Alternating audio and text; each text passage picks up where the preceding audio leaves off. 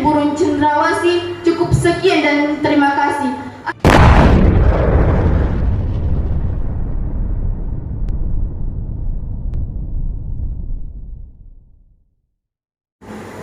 Assalamualaikum warahmatullahi wabarakatuh. Alhamdulillahi ala ihsani amin. Wa ashhadu an la ilaha illallah wahiduhu qadim. Wa ashhadu anna sayyidina Muhammadan mab'uts bid-dini qayyim. Sallallahu alaihi wa ala alihi wa ashabihi wa sallama akmala taslim. Ma'asyiral muslimin rahimakumullah. Pada kesempatan ini marilah kita panjatkan puja dan puji syukur atas kehadirat Allah Subhanahu wa taala. Atas berkat dan rahmatnya kita dapat hadir di tempat yang penuh barakah ini. Salawat serta salam kita panjatkan kepada Habibana wa Nabiyana, pemuda padang pasir yang tak lain ialah Nabi besar Muhammad sallallahu alaihi wasallam, yang telah mendakwakan Islam dari zaman jahiliyah menuju zaman yang terang benderang. Dengan kata lain, minaz-zulumati ilan nur.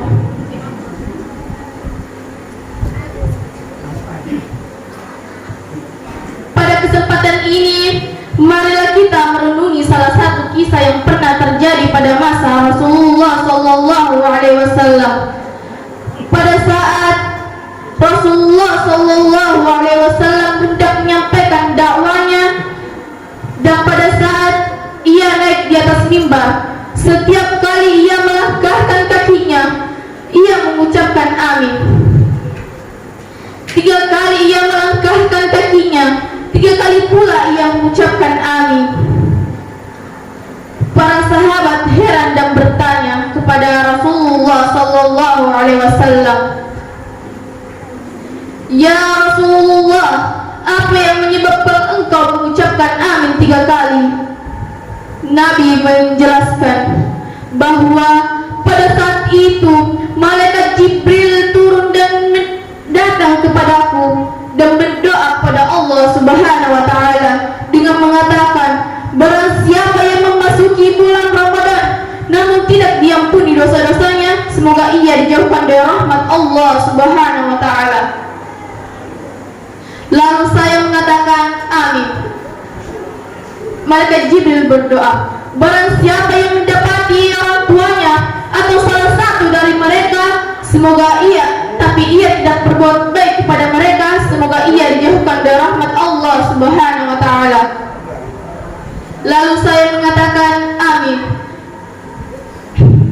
Malaikat Jibril kembali berdoa,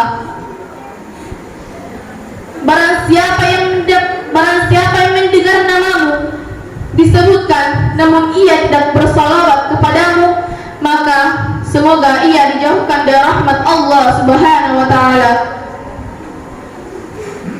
Lalu malaikat Jibril menyuruh kepadaku untuk mengucapkan amin. Ma'asyiral muslimin rahimakumullah.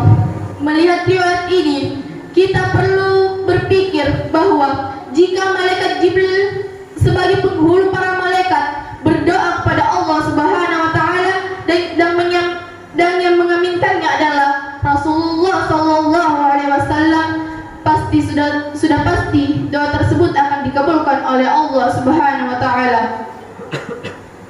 Oleh karena itu, izinkanlah saya membawakan sebuah dakwah Islamiyah yang berjudul berbakti kepada kedua orang tua. Dalam riwayat yang kedua yang mengatakan, man adraka walidaini aw adahuma fadakhalan nar fa'abadahu Allah. Barang siapa yang mendapati kedua orang tuanya namun ia tidak berbuat baik kepadanya, semoga ia dijauhkan dari rahmat Allah Subhanahu wa taala.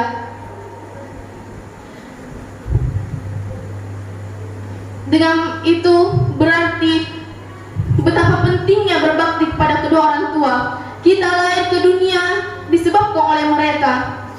Kita dapat menghirup udara dunia dan melihat keindahan dunia disebabkan oleh mereka.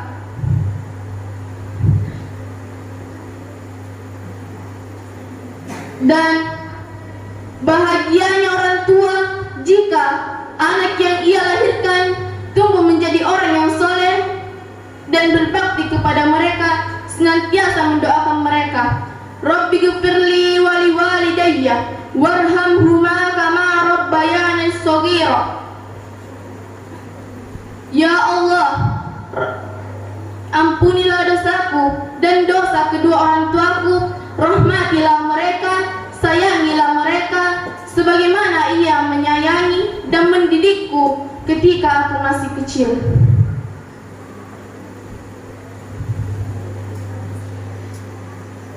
Namun sebaliknya, alangkah sedihnya orang tua jika anak yang ia susah payah telah didik dan rawat hingga besar, namun sewaktu ia besar, ia jauh dari harapan orang tua.